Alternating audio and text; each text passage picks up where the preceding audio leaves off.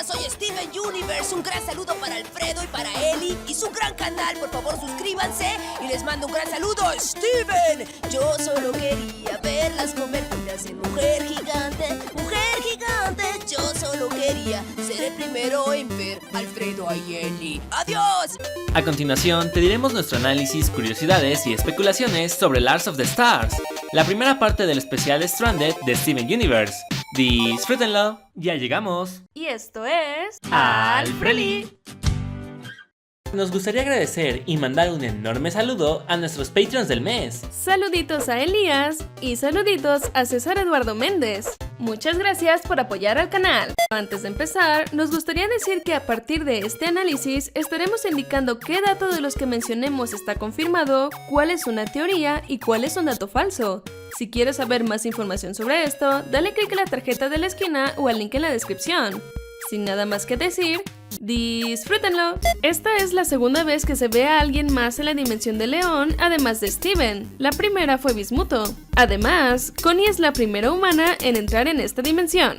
Este capítulo marca el debut de Emerald y la masacre de gemstones basadas en la Esmeralda. Además, en el capítulo Mini Recaps Lars of the Stars, episodio 7, del podcast oficial de Steven Universe, Rebecca Sugar dijo que Emerald es una gema elegante de alto rango en el planeta Hogar, y según ella, es la gema de más alto rango, además de las diamantes, a las que Steven se ha enfrentado. Esto significaría que Aquamarine y Topaz se encuentran por debajo de Emerald en la jerarquía gema. Parece que en el uniforme de Emerald hay 2 diamantes amarillos y 2 diamantes azules, que vendrían siendo sus insignias.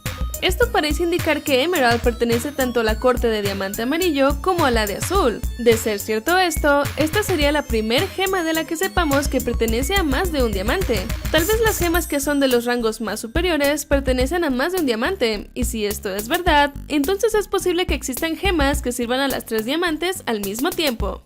Esmeralda es la primera gema que no es interpretada por una mujer. Su voz en inglés es de Jinx Monsoon, una celebridad de género no binario de Estados Unidos. Además, en el 2015, subió un video en donde cantaba Mujer Gigante, y le pedía a Rebecca hacer la voz de una gema del show, sueño que terminaría cumpliendo. Lars tiene muchas similitudes con el Capitán Harlock. Ambos son piratas espaciales, tienen atuendos casi idénticos y al parecer la insignia de Lars es una calavera, al igual que el Capitán Harlock. En el podcast de Steven Universe, Rebecca reveló que las ideas de Lars reviviendo y siendo un pirata espacial fueron de las primeras ideas del show, remontándose entre el 2012 o 2013, según Ian Jones. La idea de Lars como pirata espacial surgió en un cómic que había hecho Rebecca Sugar ubicado en el espacio, en donde Lars aparecía como un personaje de fondo en un bar espacial. Probablemente Rebecca se refería a su cómic Puck Davis, que está ubicado en un bar espacial.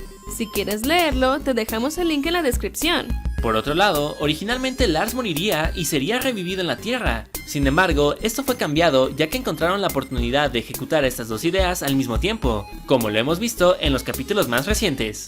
La nave que le robó Lars a Emerald se llama Sun Incinerator, que se puede traducir como incinerador de soles. Esta nave usa un sistema de propulsión diferente al motor de gravedad de las otras naves que hemos visto. El Sun Incinerator usa Nova Thrusters, traducido como propulsores Nova.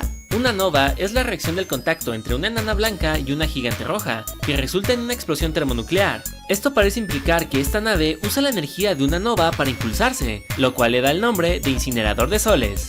Fluoride es la jefa ingeniera de la nave, probablemente porque parece estar conformada por 3 Peridots, y como sabemos, Peridot está muy familiarizada con el manejo de las naves.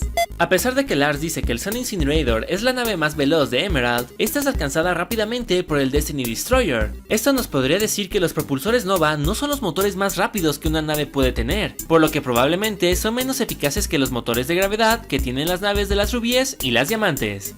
Esta es la primera vez en toda la serie que Connie y Lars interactúan en pantalla. Are you doing any of this to hurt Sadie? No! I'm doing this because I have to. I'd never do this to hurt Sadie. Because... ¡Porque la amas! Because you're best friends! ¡Vamos! ¿Es en serio, Cruniverse?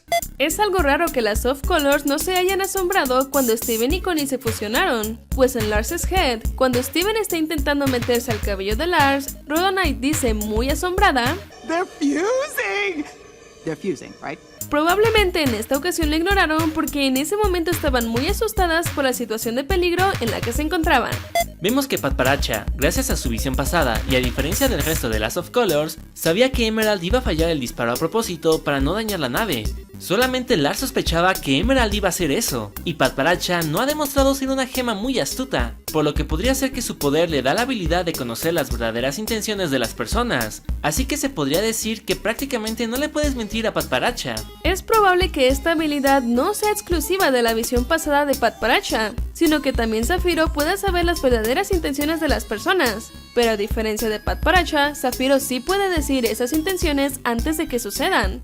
Sin embargo, nosotros todavía dudamos de que Zafiro pueda hacer esto, pues de ser así, en Hit the Diamond ella hubiera sabido que la intención de las rubíes era encontrar a Jasper y no a Peridot. ¿Tú qué piensas sobre la visión pasada de Pat Paracha? ¿Crees que sea la única gema que pueda ver la verdad sobre las cosas? En los comentarios déjanos sus teorías a esta pregunta.